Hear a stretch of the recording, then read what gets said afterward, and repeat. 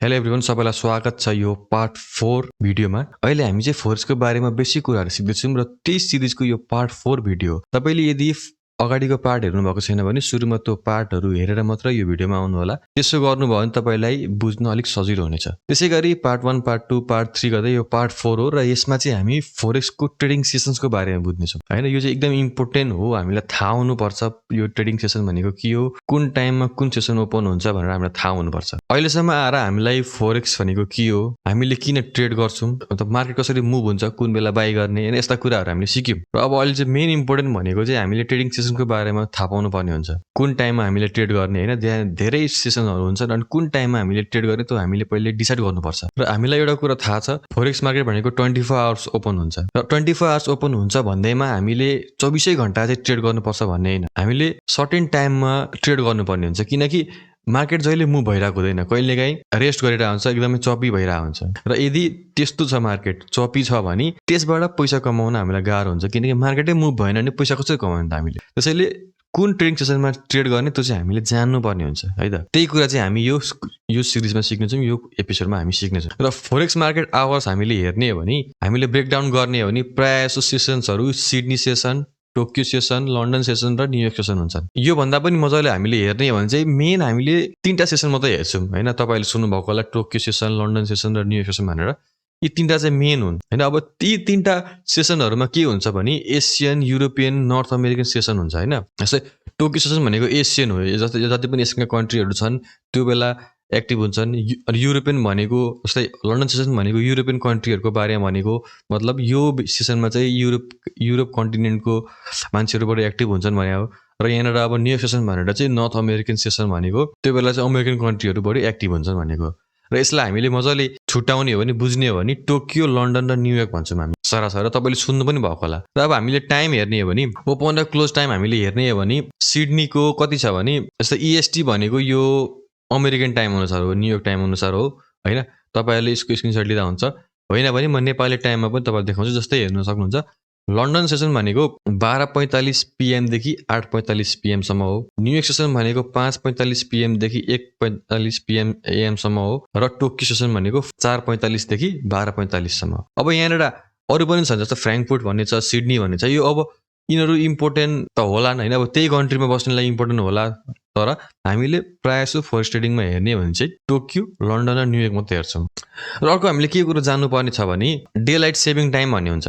जहिले जुन हामीले यो टाइम देखायौँ, जहिले यही टाइममा हुन्छ भन्ने हुँदैन। अब नेपालमा चाहिँ जहिले पनि एउटै टाइममा सबै कुरा भइरहेको हुन्छ भने बाहिरतिर चाहिँ के हुन्छ भने डे लाइट सेभिङ भन्ने हुन्छ।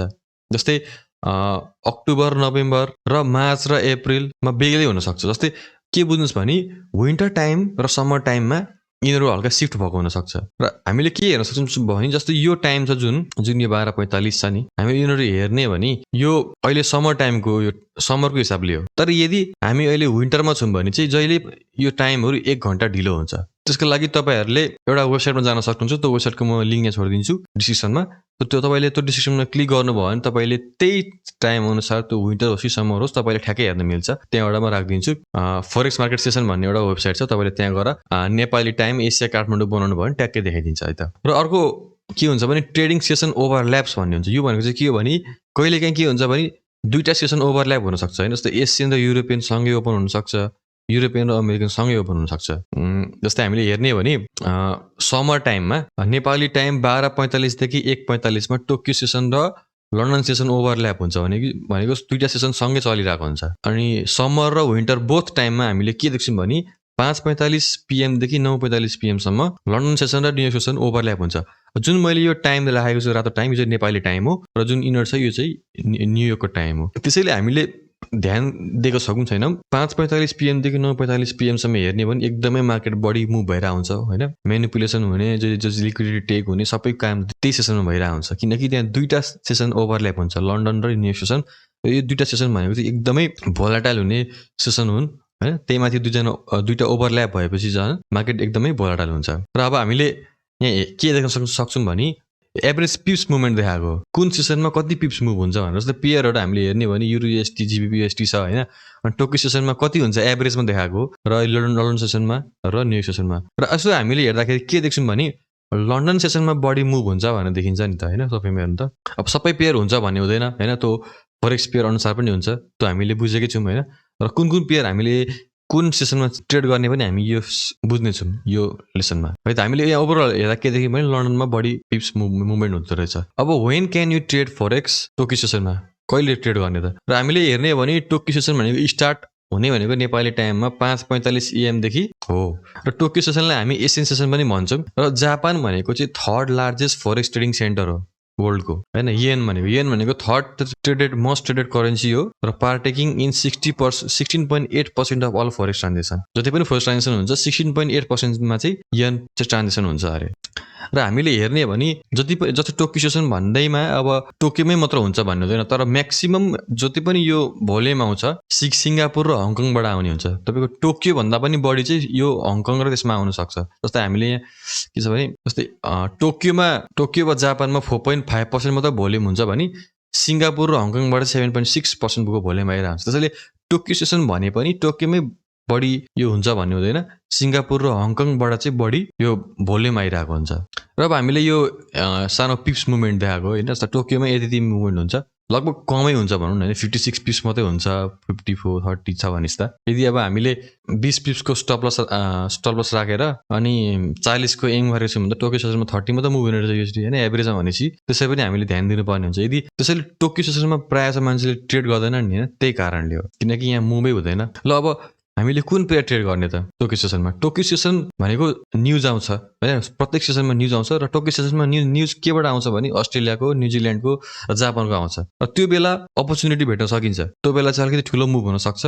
तर प्रायः सबैले के गर्छन् भने लन्डन सेसनकै वेट गर्छन् र यसमा यो प्रायः यसमा चाहिँ एसियन सेसनमा चाहिँ बढी ट्रेड गर्दैनन् र अर्को हामीले के कुरो पनि नोट गर्नुपर्छ भने हैन चाइना पनि यो ट्रेडिङ सेसनमा ट्रेड गर्छ त्यसैले हामीले हेर्ने हो भने यो अस्ट्रेलियन डलर र जापानिजको जुन पेयर हुन्छ प्रायः चाइनाको डाटा आउँदाखेरि एकदमै भोलाटाइल भएको हामी देख्न सक्छौँ है त यी कुराहरू फन्डामेन्टल कुराहरू हो तपाईँले यसको बारेमा पनि जानिराख्दा राम्रो हो र अब अर्को छ लन्डन सेसन भनेको एसियन सेसन सकिएपछि लन्डन सेसन सुरु हुन्छ र यो बेला चाहिँ अब युरोपियन कन्ट्रीहरू चाहिँ एकदम रेडी भइरहेको हुन्छ ट्रेड गर्नलाई युरोपमा धेरैवटा सेन्ट्रल भए पनि होइन जस्तै धेरैवटा छन् त सिटीहरू हामीले यसो हेर्ने हो भने युरोपको सेन्टर होइन ट्रेड कहाँ बढी हुन्छ एउटा ट्रेड सेन्टर हामीले हेर्ने हो भने लन्डनै हुन्छ त्यही भएर यसलाई लन्डन सेसन भनिएको र म्याक्सिमम हामीले हेर्ने हो भने भोल्युम पनि लन्डनबाटै आएर आउँछ र जति पनि ट्रान्जेक्सन हुन्छ फरेक्स मार्केटमा 43% चाहिँ लन्डनबाट आउँछ र कसैले यसलाई लन्डन सेसन नभनेर युरोपियन सेसन पनि भन्छन् किनकि त्यहाँनिर लन्डनमा मात्रै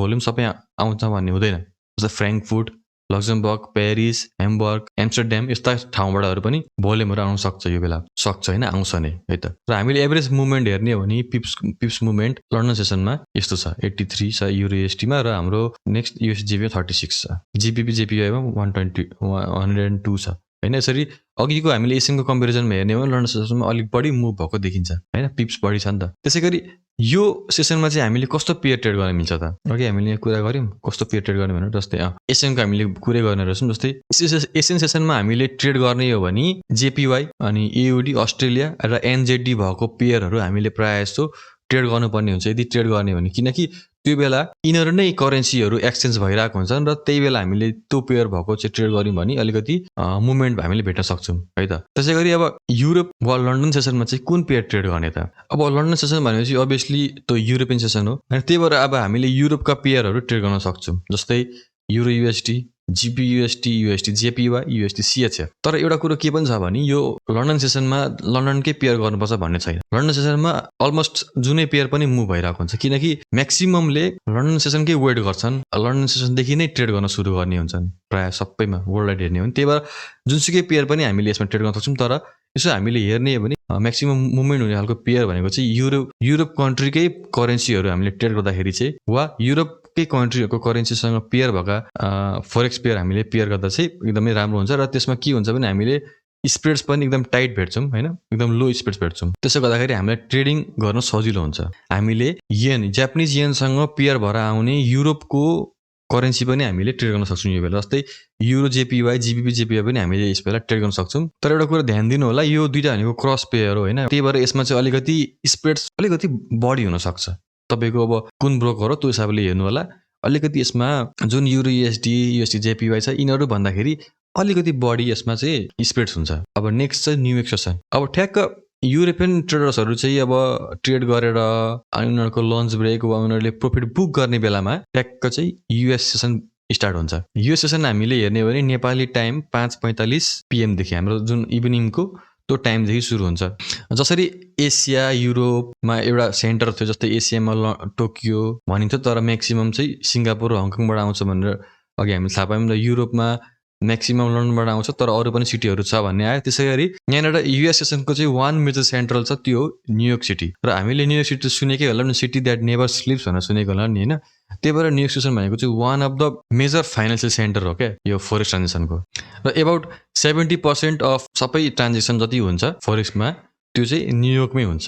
न्युयोर्क बाहेक अरू पनि सिटिजहरूमा हुन्छ, जस्तै टोरन्टो र सिकागोमा पनि यो बेला भोल्युमहरू आउँछ फोरेक्स ट्रान्जेक्सनको लागि वा फोरेक्स ट्रेडिङमा। र ओभरअल हामीले पिप्स मुभमेन्ट हेर्ने हो भने यस्तो छ। युरो एस्टिमेट 77, 68, 64 हेर्ने हो भने यसो अहिलेसम्म हामीले हेर्दाखेरि लन्डन र न्युयोर्क सेसनमा चाहिँ अलिकति पिप्स मुभमेन्ट बढी भएको देखिन्छ। र दुईवटा न्युयोर्क र लन्डन कम्पेयर गर्ने हो भने कुनै कुनै पेयरमा चाहिँ लन्डन सेसनमा बढी मुभ भएको देखिन्छ, है त? त्यो कुरोहरू तपाईँले हेर्नु होला। र कुन ट्रेडिङ सेसनमा तपाईँले ट्रेड गर्ने भनेर, तपाईँले कुन पेयर ट्रेड गर्ने भनेर पनि हुन्छ।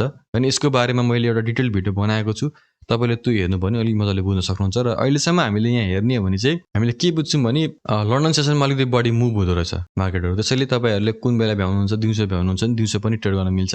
तर तपाईँले कुन पेयर ट्रेड गर्ने त्यो पनि तपाईँले एकदमै ध्यान दिनुपर्ने हुन्छ। र लन्डन सेसनमा प्रायः जस्तो जुनै पेयर पनि ट्रेड गर्दाखेरि हुन्छ, जुनै पनि फोरेक्स पेयर तपाईँले ट्रेड गर्दा हुन्छ न्युयोर्क लन्डन सेसनमा। तर एउटा कुरो के ध्यान दिनु भने यदि तपाईँले त्यही सेसनमा चल्ने पेयर बाहेक अरू गर्नु भने चाहिँ स्प्रेड्स बढी हुनसक्छ, है? त्यस्तो कुरा चाहिँ ध्यान दिनु होला। हामीले यसो हेर्ने हो भने न्युयोर्क सेसनको चाहिँ 3टा भागमा स्प्लिट भएको हुन्छ। मर्निङ सेसन हुन्छ, लन्च सेसन हुन्छ र आफ्टरनुन सेसन हुन्छ। मर्निङ सेसन हेर्ने हो भने 5:45 PM देखि 9:45 PM सम्म हो।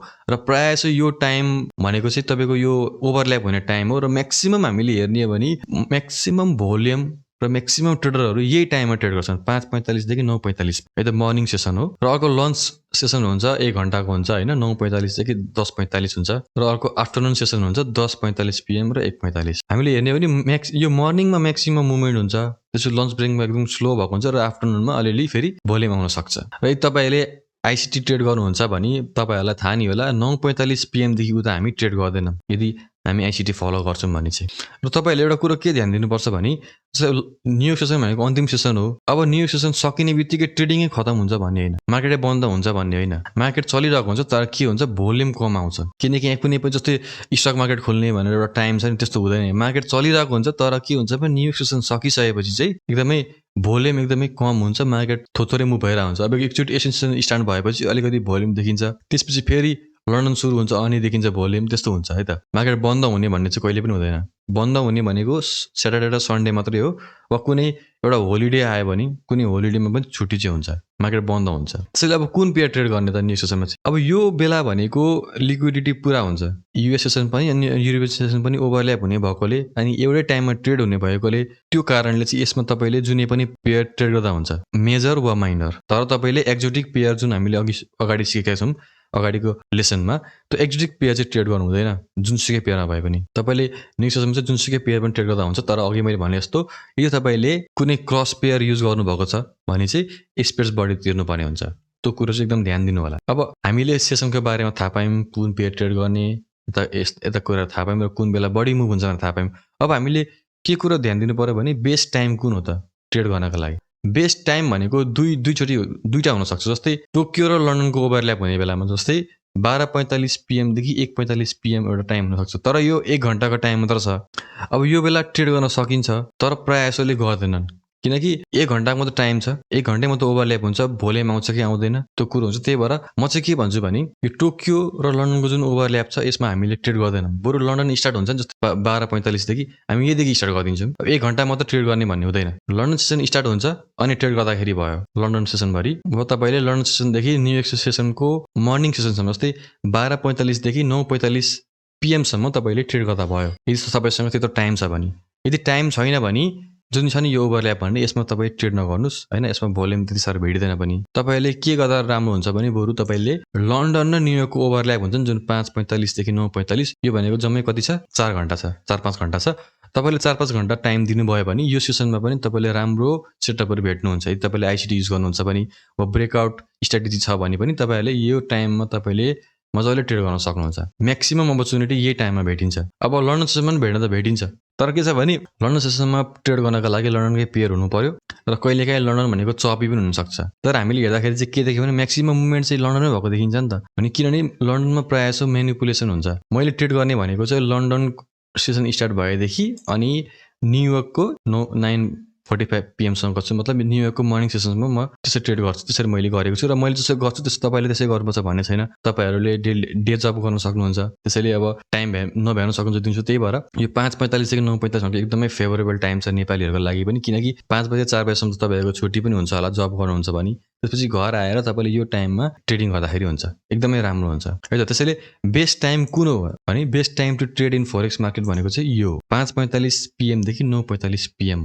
अब best day of the week to trade forex है त। कुन सेसनमा ट्रेड गर्ने भनेर त हामीले डिसाइड गर्यौँ है त। लन्डन र न्युयोर्कको ओभरल्यापमा हामी ट्रेड गर्छौँ। अब कुन हप्ताको कुन दिन चाहिँ एकदमै बेस्ट हुन्छ त ट्रेडिङ गर्नको लागि, त्यसको लागि हामीले ओभरअल मुभमेन्ट हेरौँ है त। पिप्स मुभमेन्ट कुन दिन बढी हुन्छ।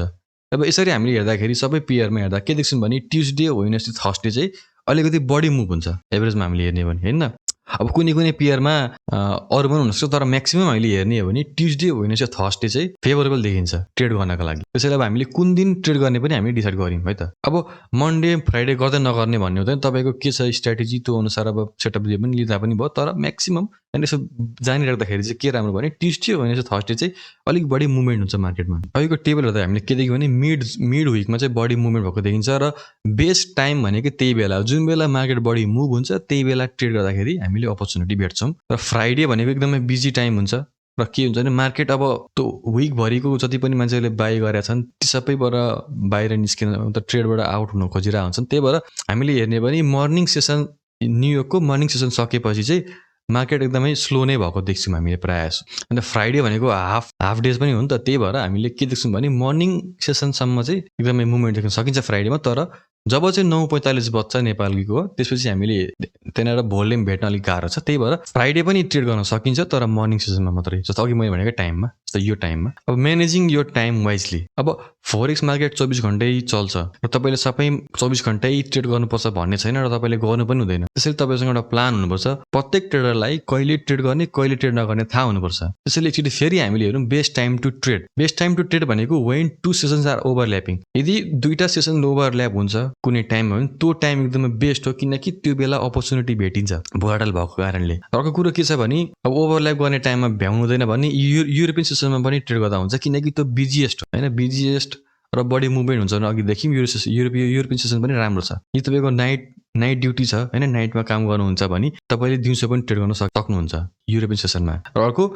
Middle of the week typically shows the most movement as the p-average widen for most of the major currency pair हैन। सबै मेजर करेन्सी पेयरहरु हामीले हेर्ने हो भने मिड विकमा बढी मुभमेन्ट भएको देखिन्छ। त्यसैले कुन दिन ट्रेड गर्ने भन्दा पनि हामीले थाहा पायौं ट्युसडे, वेडनेसडे, थर्सडे चाहिँ एकदमै बढी अपर्च्युनिटी हामीले मार्केटमा भेट्छौं। त्यसैले यी तीनटा टाइममा तपाई एक्टिभ हुनुभयो भने राम्रो हुन सक्छ। अब वर्स्ट टाइम टु ट्रेड। अब अघि बेस्ट टाइम थाहा पायौं। अब वर्स्ट टाइम भनेको के भने सन्डे सबैजना सुतेको बेला हामीले ट्रेड गर्नु हुँदैन। अब सन्डे मार्केट ओपन हुन्छ र भन्नुहुन्छ होला, तर के हुन्छ भने जस्तो मन्डे छ नि, मन्डे स्टार्टिङ हुनुभन्दा अगाडि जुन समय हुन्छ त्यो बेला पनि ट्रेड भइरा हुन्छ। त्यही भएर त्यो बेला चाहिँ हामीले ट्रेड गर्नु हुँदैन फोरेक्समा। जब मन्डेको युरोपियन सेसन स्टार्ट हुन्छ त्यसपछि हामीले हेर्न सक्छौं, त्यो भन्दा अगाडि हामीले नगर्दै हुन्छ। त्यसपछि फ्राइडे भनेको लिक्विडिटी सकिँदै गएको हुन्छ, किनकि विकको अन्तिम दिन हो नि त। त्यही भएर फ्राइडे पनि हामीले एभोइड गर्दा हुन्छ। र अर्को होलिडेमा कहिलेकाहीँ के हुन्छ नि, ब्याङ्क होलिडे भनेर हामीले हेर्छौं नि forexfactory.com मा, त्यस्तो बेला पनि हामीले ट्रेड नगर्दा हुन्छ, किनकि त्यो बेला भनेको होलिडेको कारणले भोल्युम नआउन सक्छ। र अर्को भनेको मेजर न्यूज इभेन्टमा जस्तै एनएफपी, एफओएमसी अनि यस्ता न्यूजहरु छन् भने चाहिँ तपाईले ट्रेड नगर्नु त्यस टाइममा, किनकि तपाईको ब्यालेन्स नै वाइप आउट हुन सक्छ त्यो बेला। कुन न्यूजमा चाहिँ ट्रेड नगर्ने र न्यूज भएको बेला के गर्ने भनेर मैले एउटा डेडिकेटेड भिडियो बनाएको छु, तपाईले त्यो भिडियो हेर्न सक्नुहुन्छ। म त्यो भिडियो चाहिँ यो आई बटनमा राखिदिन्छु। र अर्को मेजर कुरो भनेको के हो भने तपाईले कुन बेला ट्रेड गर्नु हुँदैन, तपाईको यदि मुड अफ छ भने, यदि तपाई स्याड हुनुहुन्छ भने, एङ्ग्री हुनुहुन्छ भने वा बिरामी हुनुहुन्छ भने ट्रेड नगर्नुहोस्, किनकि ट्रेडिङ भनेको एकदमै फ्रेस माइन्डले गर्नुपर्ने हुन्छ। यदि तपाईँको माइन्डमा अरू नै कुरो छ भने त्यसले तपाईँको ट्रेडिङ रिजल्टमा एकदमै इफेक्ट पार्न सक्छ। र यो पार्टको लागि यति नै थियो। आशा छ यो पार्टबाट धेरै कुरा सिक्नुभयो होला र तपाईँले कुन टाइममा ट्रेड गर्ने भनेर डिसाइड पनि गर्नुभयो होला। यदि केही प्रब्लम छ, केही बुझ्नु भएन भने कमेन्ट गर्नु होला।